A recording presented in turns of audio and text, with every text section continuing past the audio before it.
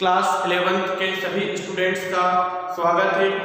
आज की क्लास में हम अकाउंटिंग के जो रूल्स हैं उनके बारे में स्टडी करेंगे। लास्ट क्लास में हमने पढ़ा था डबल एंट्री सिस्टम क्या होता है। डबल एंट्री सिस्टम्स जो होता है उसके अंतर्गत अकाउंट्स कितने टाइप्स के होते हैं। आज हम पढ़ेंगे कि जर्नल के रूल्स क्या होते हैं, ठीक है, या अकाउंटिंग के रूल्स क्या होते हैं।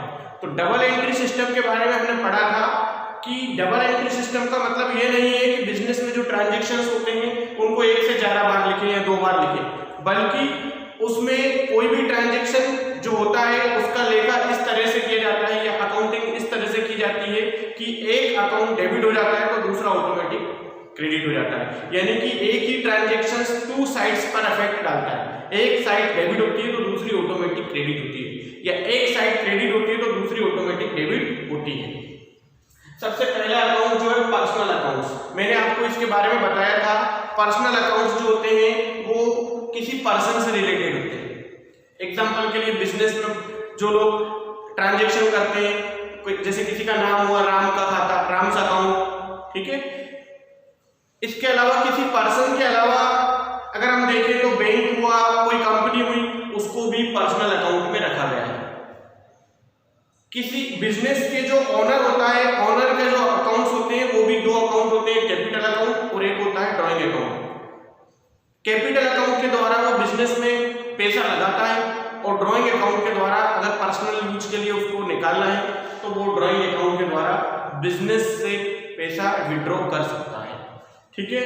तो पर्सनल अकाउंट्स में जितने भी पर्सन से रिलेटेड होते हैं वो सारे अकाउंट्स आते हैं। इसका रूल्स होता है डेबिट द रिसीवर, यानी कि जो रिसीवर होता है बिजनेस में, जो रिसीव करने वाला है उसको हम डेबिट करेंगे, और क्रेडिट द गिवर, जो बिजनेस को देने वाला है वो क्या होगा, गिवर। यानी कि जो रिसीवर होगा, पाने वाला होगा, उसको बिजनेस में क्या किया जाएगा, डेबिट किया जाएगा।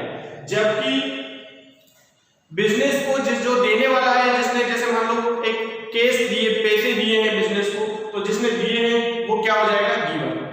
या बिजनेस के द्वारा किसी व्यक्ति से कोई सामान खरीदा गया है और उधार खरीदा गया है, क्रेडिट पर परचेस किया गया है, तो जिससे परचेस किया है वो क्या है, गिवर है, वो देने वाला है, तो वो क्या हो जाएगा, ऑटोमेटिक क्रेडिट हो जाएगा, ठीक है।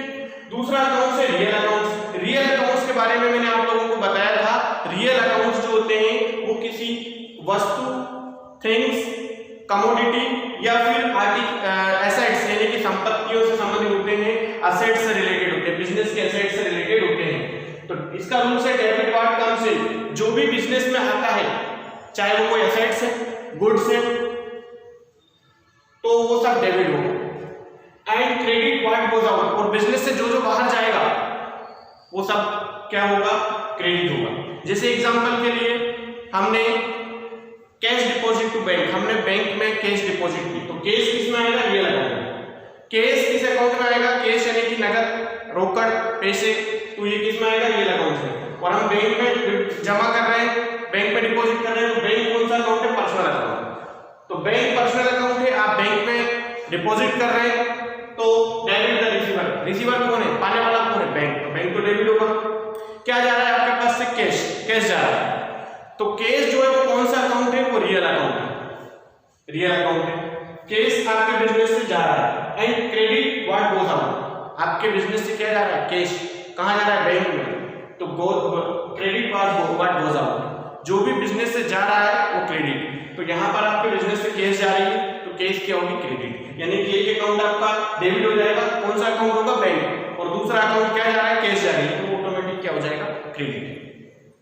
Nominal accounts. नॉमिनल अकाउंट्स का मतलब ऐसे अकाउंट्स जिनका रिलेशन बिजनेस के एक्सपेंसेस, लॉसेस, इनकम्स या गेन्स से होता है, वो सारे अकाउंट्स कौन से अकाउंट्स में आते हैं, नॉमिनल अकाउंट्स में।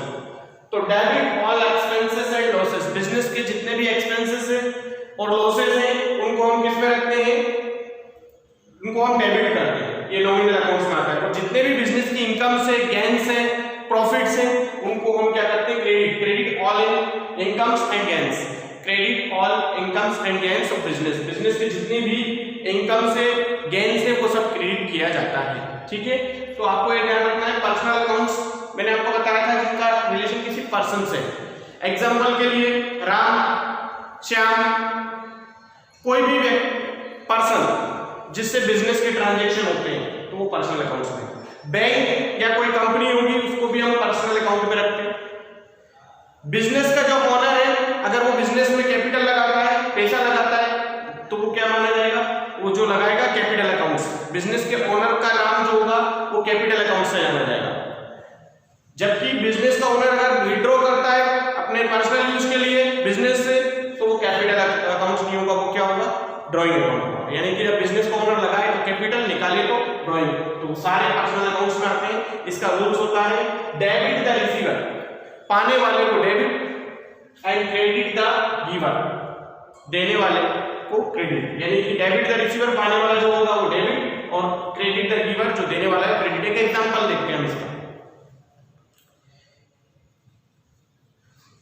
एक एग्जांपल हम इसमें देखते हैं। ₹1000 is paid to Ram. ₹1000 is paid to Ram. Ram को अपने बिजनेस से 1000 रुपीज पेड किए। ₹1000 जो है वो आपने राम को पेड किए। तो आप ये बताइए राम कौन से अकाउंट में आएगा, राम पर्सनल अकाउंट है। क्या पेड किया आपने, कैश। कैश कौन से अकाउंट में आएगा, रियल में। मैंने आपको बताया था कैश जो है असेट्स है, तो असेट्स को हम किस में रखेंगे, रियल अकाउंट में। तो पर्सनल अकाउंट्स के हिसाब से रूल्स क्या है, डेबिट द रिसीवर, पाने वाला कौन, डेबिट। तो यहां पर हम राम को पेड कर रहे हैं 1000 रुपीज, तो राम क्या होगा, डेबिट। राम को हम क्या करेंगे, डेबिट। क्या पेड किया आपने, कैश। कैश कौन सा अकाउंट्स में आएगा, रियल अकाउंट्स में। डेबिट व्हाट कम्स इन, जो आए वो debit, and credit what goes out, और जो जाए वो क्रेडिट। तो बिजनेस से क्या जा रही है, कैश। आप राम को पेड करेंगे, राम को पेमेंट करेंगे, राम को भुगतान कर रहे हैं, तो आपके लिए कैश जो है वो बिजनेस से जा रही है। व्हाट गोज आउट, इस रूल से कैश क्या हो गई, क्रेडिट। तो आपको ये ध्यान रखना है इसकी एंट्री क्या होगी, राम जो होगा वो डेबिट होगा और कैश जो होगी वो क्रेडिट होगी। एक अकाउंट डेबिट हो गया तो दूसरा ऑटोमेटिक क्या हो जाएगा, क्रेडिट। राम जो है वो पर्सनल अकाउंट्स में, और पर्सनल अकाउंट्स के अकॉर्डिंग, पर्सनल अकाउंट्स के रूल्स के according debit the receiver, Ram receiver है, राम को हम पेड कर रहे हैं, राम पाने वाला है, तो वो डेबिट हो जाएगा। और हमने क्या पेड किया, कैश। तो कैश कौन से अकाउंट्स में आएगा, रियल अकाउंट्स में। तो रियल अकाउंट्स का नियम है डेबिट व्हाट कम्स इन, जो भी बिजनेस में आए वो debit, and credit what goes out, और जो भी बिजनेस से जा रहा है वो क्रेडिट होगा। तो यहां पर हमने राम को कैश पेड की है, तो जो कैश होगी वो बिजनेस से जा रही है तो वो क्रेडिट हो जाएगी, ठीक है। तो Ram will be debited and cash is credit. Nominal accounts. Nominal accounts के बारे में मैंने आपको बताया था कि बिजनेस के जितने भी एक्सपेंसेस होते हैं, जितनी भी इनकम्स होती है, प्रॉफिट होता है, लॉस होती है, वो सब इस अकाउंट्स में आते हैं। तो डेबिट ऑल एक्सपेंसेस, जितने भी आपके बिजनेस के एक्सपेंसेस हैं वो सब डेबिट होंगे। एक एग्जांपल देखते हैं, जैसे सैलरी, आप सैलरी पेड करते हैं वर्कर्स को, वेजेस मजदूरी पेड करते हैं, सैलरी पेड करते हैं, या इंटरेस्ट पेड, इंटरेस्ट दिया, तो जितने भी एक्सपेंसेस, स्टेशनरी, पोस्टेज एक्सपेंसेस, ये सारे एक्सपेंसेस है तो ये डेबिट होंगे। And credit all incomes and gains, और जितनी भी इनकम्स और गेन्स है वो सब क्रेडिट होंगे। जैसे एग्जांपल हम देखते हैं, इंटरेस्ट रिसीव, ब्याज मिला, इंटरेस्ट रिसीव, तो रिसीव्ड है तो आपके लिए क्या, इनकम है, तो वो क्या हो जाएगा, क्रेडिट। और अगर इंटरेस्ट पेड, तो पेड तो वो डेबिट हो जाएगा क्योंकि आपके एक्सपेंसेस है। कमीशन रिसीव, इनकम क्रेडिट होगी, कमीशन पेड एक्सपेंसेस से डेबिट होगा। तो बिजनेस के जितने भी एक्सपेंसेस हैं like salaries, wages, interest paid, commission paid, wages paid, तो वो सब डेबिट होंगे।